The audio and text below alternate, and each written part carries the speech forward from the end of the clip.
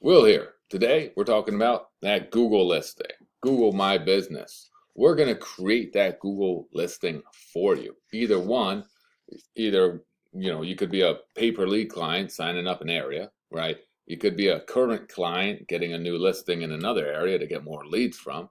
You could be a brand new client who just needs us to do this correctly because a lot of times clients set these things up wrong all the time. And two, we have some secret sauce that we want to bake into this Google listing to make sure that your business gets a lot of calls. So let's hop right into this. So today, what we want to do is send you one of these. This is a Google My Business card. It has a code inside, and this code, it is sent to a physical address. It could be, it could be a house, it could be a studio, it could be a commercial building, it could be anything, really. Your address, unless you are a brick and mortar means like you're a physical therapist, a doctor, or you're having someone come over to that address, right? Unless it's one of those, then the address will not be shown. So if you're a tree service, you're a landscape, you're an appliance repair guy, you're a towing company, whatever that is, that address will not be shown. So to fill out this form correctly, what we need you to do is we need you to put your name in there, right? Name's going to go right here. So I'm going to put Will Fitzpatrick, right? Beautiful. Name's going to go there. This is your name. Don't put my name. This is your name in there. If you pretend you're called up one of your friends and you're like, hey, my SEO guy says I need an address in, I don't know, Palm Coast, Florida, right? As an example, Palm Coast, Florida, because that's the only big town nearby that's going to create enough leads for him to actually go in and invest his time and to be able to create some leads there. So you're not going to put your friend's name, you're going to put your name. All right. Next thing we're going to do, right, is your email. So you're going to slap an email in there. So got my email in there. Last thing we're going to do is we're going to so this is going to be your email again.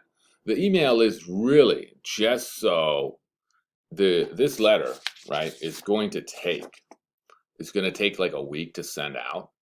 And when you put your email in here, it's going to automatically remind you when you or your friend or your your landlord, whoever is getting the mail at this address should be called, right? So this is